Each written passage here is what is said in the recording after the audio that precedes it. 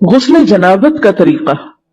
حضرت میمونہ رضی اللہ عنہا بیان کرتی ہیں کہ رسول اللہ صلی اللہ علیہ وسلم نے غسل کا ارادہ فرمایا تو سب سے پہلے دونوں ہاتھ دھوئے۔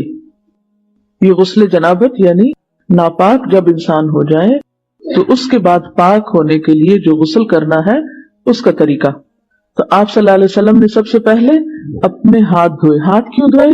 کیونکہ باقی کام سب ہاتھوں سے ہی کرتا ہے انسان، تو اگر صفائی کرنے والے ٹول صاف نہیں تو صفائی کہاں ہوگی۔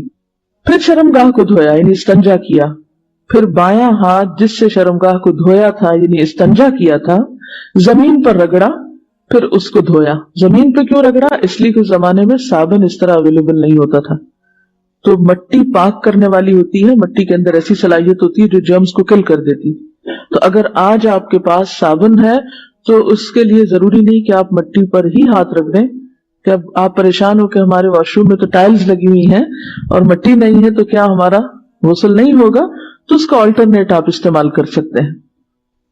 پھر کلی کی اور ناک میں پانی ڈالا، پھر چہرہ دھویا، پھر کہنیوں تک ہاتھ دھوئے، پھر سر پہ پانی ڈالا اور بالوں کی جڑوں تک پانی پہنچایا۔ یعنی صرف پانی ڈالا ہی نہیں بلکہ مل کے سر کو بالوں کے جڑ یعنی جہاں سے بال اگتے ہیں اس سارے حصے کو خوب تر کیا۔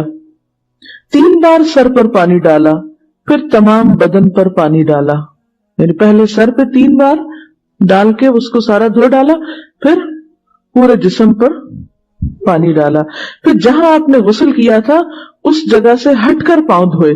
تو اس کا مطلب ہے کہ باقی وضو آپ نے شروع میں کر لیا اور پاؤں دھونے کا عمل بالکل آخر میں کیا۔ حافظ ابن حجر رحمۃ اللہ علیہ فرماتے ہیں کسی حدیث میں غسل جنابت کا وضو کرتے وقت سر کے مسے کا ذکر نہیں۔ کیوں؟ اس لیے کہ سر دھو جو لیا جاتا ہے۔ حضرت عائشہ رضی اللہ عنہا اور حضرت عبداللہ بن عمر رسول اللہ صلی اللہ علیہ وسلم کے غسل جنابت میں وضو کا ذکر کرتے ہوئے فرماتے ہیں کہ آپ نے سر کا مسح نہیں کیا بلکہ اس پر پانی ڈالا۔ امام نسائی نے اس حدیث پر یہ باب باندھا ہے جنابت کے وضو میں سر کے مسح کو ترک کرنا۔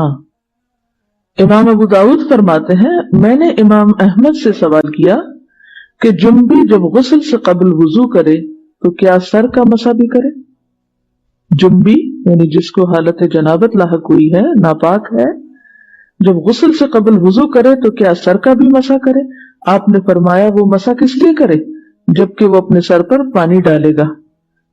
حضرت عائشہ رضی اللہ تعالی عنہا نے کہا میں اور رسول اللہ صلی اللہ علیہ وسلم ایک برتن سے نہاتے اور دونوں اس سے چلو بھر بھر کر لیتے تھے۔ یعنی آج کے دور میں تو آپ کے پاس مگ ہیں اور بہت سی سہولتیں ہیں، تو اس دور میں چلو سے پانی لے کر اپنے اوپر ڈال لیتے تھے۔ اس سے کیا پتہ چلتا ہے کہ اللہ نے انسان کو عقل دی ہے، انسان تدبیر کرے۔ اب آپ کو مثلا نہانے کی ضرورت ہے، آپ واش روم میں گئے ہیں، کسی کہیں مسافر ہیں، وہاں صرف پانی کی بالٹی تو ہے لیکن پانی نکالنے والی کوئی چیز نہیں، تو آپ روتے ہوئے باہر آ جائیں میں تو آج غسل ہی نہیں کر سکتی کیونکہ مگا ہی نہیں ہے، تو نہیں، آپ صلی اللہ علیہ وسلم کا طریقہ دیکھیے کہ چلو بھر کے ایک ہاتھ سے یا لب بھر کے 2 ہاتھوں سے ڈال کے غسل کر لیتے۔ غسل پردے میں کرنا چاہیے۔ سبحانک اللہم و بحمدک نشہد ان لا الہ الا انت نستغفرک و نتوب الیک۔